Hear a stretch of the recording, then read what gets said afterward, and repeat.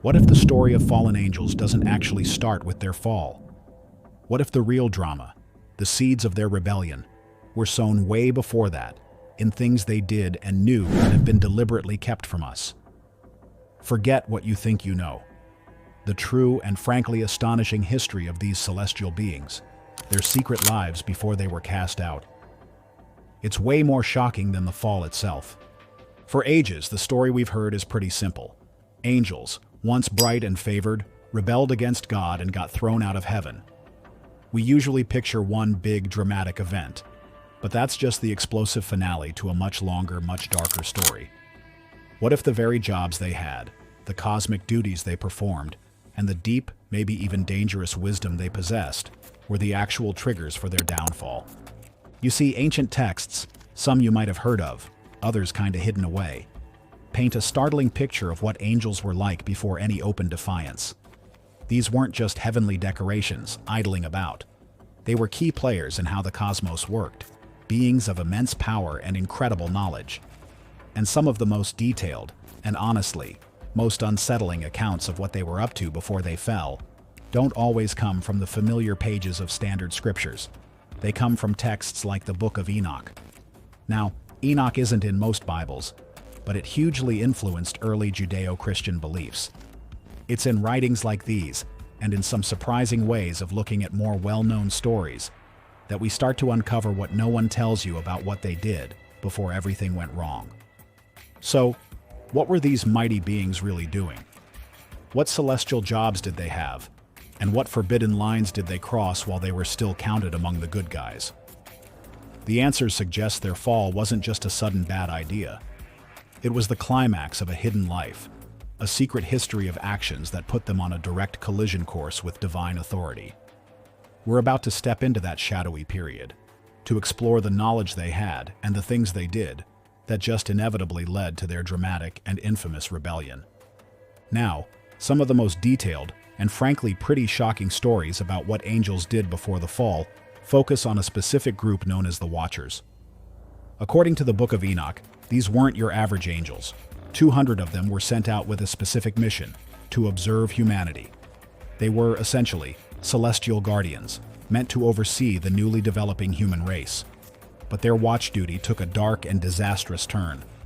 Long before any big open rebellion, these Watchers, who were stationed to protect and guide, got deeply tangled up with humankind in ways that shattered celestial law. The Book of Enoch vividly describes how these angels became completely enamored with human women. This wasn't just a distant crush. They conspired, came down to earth, and took human wives, something strictly forbidden by their divine orders. This mixing wasn't a minor oops. It was a profound violation of the sacred separation between the mortal and the divine. From these unions, a new race was born, the Nephilim. These offspring weren't just half-angelic beings. Ancient texts describe them as giants, powerful, often violent, and they brought chaos and destruction to the earth. The very act of their creation was a corruption of the natural order, a direct result of what the Watchers did before they officially fell. But their misdeeds didn't stop with forbidden relationships. Critically, and perhaps even more catastrophically, the Watchers started teaching humanity forbidden knowledge. And this wasn't helpful advice. Ancient texts list specific dangerous arts: how to make weapons from metal, how to craft cosmetics and adornments that led to vanity, sorcery, enchantments, astrology, and various occult practices. These secrets, once confined to the heavens, or perhaps meant never to be known at all, were handed over to humanity by these angelic tutors. Think about what that means. These angels, before their official fall, were already acting as agents of massive change, introducing things into human civilization that were considered corrupting and destructive. The knowledge they shared wasn't for humanity's good, according to these texts. It was a direct cause of widespread evil, violence, idolatry, and moral collapse. Their actions, their choice to spill these forbidden secrets, directly led to a world so corrupted that, according to the story in Enoch, it required the Great Flood as a divine act to try and cleanse the earth. One of the chief watchers, Azazel, gets a special shout-out for his role in this illicit education. He's credited with teaching humans the art of warfare, how to make swords, knives, shields, and breastplates. For this, his punishment was particularly brutal. He was bound hand and foot and thrown into total darkness in the desert, a fate detailed in Enoch. The actions of these Watchers, their interbreeding and their sharing of forbidden arts, were not just small mistakes. They were profound betrayals of their divine duties, committed while they were still technically angels of heaven. These actions directly polluted creation and set the stage for their ultimate, formal condemnation.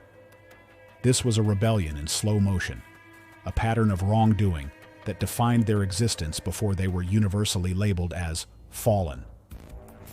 While the Book of Enoch gives us a vivid picture of the Watchers' earthly screw-ups, another, perhaps even more infamous story of pre-fall angelic activity revolves around the figure often identified as Lucifer. His name means light-bearer or morning star. Before his fall, Lucifer isn't just depicted as an angel, but as one of the most magnificent, wise, and beautiful beings in the entire celestial hierarchy, possibly a cherub or even an archangel. His position was one of immense honor, very close to the divine. Passages in Ezekiel 28, often interpreted as referring to Lucifer, describe a being full of wisdom and perfect in beauty, who was in Eden, the garden of God, adorned with precious stones. So his pre-fall role was one of incredible privilege, and presumably huge responsibility. He wasn't just a passive resident of heaven. Figures like Lucifer would have been deeply involved in the leadership and praise within the celestial kingdom. Some traditions suggest his role was that of a guardian cherub, tasked with protecting sacred spaces or even leading heavenly worship. He was said to possess unlimited capacity, and his job was to serve and show the greatness of their Creator. But within this state of perfection and high honor, the seeds of his own downfall were apparently already being sown. The traditional understanding, drawn from interpretations of Isaiah 14 and Ezekiel 28, is that Lucifer's fall was caused by pride. You said in your heart, I will ascend to heaven, I will raise my throne above the stars of God, I will make myself like the Most High. This internal ambition, this desire to take over divine authority, is seen as the very core of his transgression. Crucially, this desire and pride must have existed before the open act of rebellion that got him kicked out. His pre-fall actions weren't necessarily physical deeds at first, but a massive shift in his will, an internal rebellion of thought and aspiration that festered while he still held his top-tier position. He began to see his own brilliance, his own power, not as a reflection of the divine, but as something to build up for himself. He essentially thought more highly of himself than he should have. This internal corruption, this mushrooming pride and ambition, was a secret activity of his heart and mind. While outwardly he might have still performed his celestial duties, inwardly a plan for self-promotion was taking shape. The desire for more power and glory than he had became his obsession. This intense desire, this cosmic envy and aspiration for equality with God, was the forbidden knowledge he cultivated within himself. It was a secret that would eventually erupt into open war in heaven, as described in Revelation 12, where Michael and his angels fight against the dragon, identified as Satan or Lucifer, and his followers. Therefore, Lucifer's pre-fall deeds were a potent combination of his high status, his immense capabilities, and the sneaky growth of pride and the desire to overstep his role. He was a being of light who began to want the source of that light for himself. This internal corruption, this secret ambition, was the true lead-up to his fall, a silent rebellion that happened long before any celestial battle. It was the ultimate forbidden knowledge, the thought that a created being could actually become the creator. The stories of the Watchers and Lucifer, though we often hear them separately, reveal a deep, interconnected truth. Their fall wasn't a random occurrence. It was a direct result of what they did and what they knew before any formal judgment came down. The astonishing secrets really lie in understanding how these pre-fall states and actions weren't just minor slip-ups, but fundamental attacks on cosmic order and divine will, making their eventual fall pretty much guaranteed. Think about the Watchers. Their main job was to observe, maybe to guide from a distance. But their pre-fall actions went way beyond their orders. By interbreeding with humans, They didn't just break a rule. They blurred the sacred lines between the heavenly and the earthly, the divine and the mortal. This act created beings, the Nephilim, who were an abomination in themselves, throwing creation into disarray with violence and chaos. The forbidden knowledge they passed on, weaponry, sorcery, arts that promoted vanity, wasn't just interesting information. It was a toolkit for human self-destruction and a direct insult to divine wisdom. These angels, before being cast out, actively took part in corrupting the very world they were supposed to be looking after. Their celestial actions were, in reality, earthly pollutions. The shocking truth is that they were architects of chaos while still, technically, on the good side. Their downfall was a direct result of choosing to misuse their power and access for their own satisfaction, and to empower humanity with destructive capabilities. Then there's Lucifer. His pre-fall existence was one of supreme honor. Yet his secret life was the internal cultivation of pride, the ultimate forbidden thought, to be equal to or greater than God. This wasn't just a passing fancy. It was a complete reorientation of his entire being, a seizure of divine authority in his heart. The startling truth here is that the highest angel, the one closest to the divine light, was nursing the darkest ambition. His pre-fall actions were the intellectual and spiritual steps he took towards making himself a god. This internal rebellion, this claim to inherent glory rather than derived glory, was the ultimate act of cosmic treason, all dreamed up while he still walked the courts of heaven. The connection, the point where these pre-fall activities directly led to their dramatic fall, is this. They fundamentally misused their very nature and their knowledge. Angels, by their essence, were created to serve and reflect divine will and glory. The Watchers twisted their purpose by indulging their lusts and sharing knowledge that led to corruption instead of enlightenment. Lucifer twisted his by trying to become the source of glory itself. In both cases, the core issue was a rebellion against their created purpose and a misuse of the knowledge and power they'd been given. They didn't just disobey one command and then fall. Their pre-fall existence became a pattern of disobedience, a state of being totally out of step with the divine order. The forbidden knowledge wasn't just about spells or secrets. For the Watchers, it was the intimate knowledge of human flesh and the power to corrupt human society. For Lucifer, it was the knowledge, or the belief in his own potential divinity. These weren't sudden tumbles from grace. They were paths of rebellion, mapped out by their own choices and actions before the final, dramatic expulsion. The fall was simply the inevitable consequence, the divine response to a way of being, and a series of actions that had already declared their separation from God's will. Understanding what these angels did before their fall radically reshapes how we see evil, temptation, and the nature of these celestial beings. It wasn't just a single act of defiance that defined them, but a whole period of choices before that, of using power and knowledge in ways that were profoundly out of sync with their intended purpose.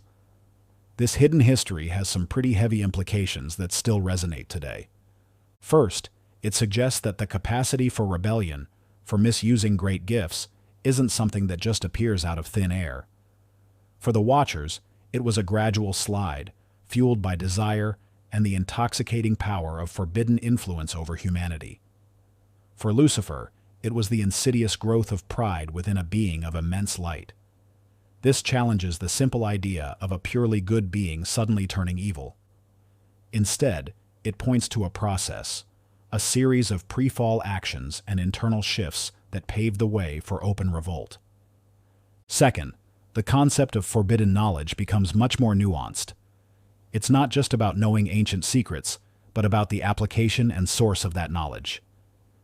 The Watchers shared knowledge that, in their hands, and given to unprepared humanity, became a source of corruption and violence. This implies that some knowledge, or perhaps getting access to certain powers and information too soon or without authorization, can indeed be destructive.